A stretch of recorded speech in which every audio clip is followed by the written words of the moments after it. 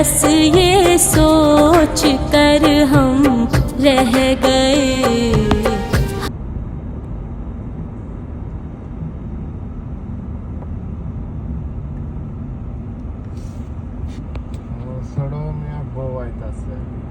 তারিখে 10 তারিখে টিকিট কাটছে বিজনেস ক্লাস ভিআইপি গ্রুপ।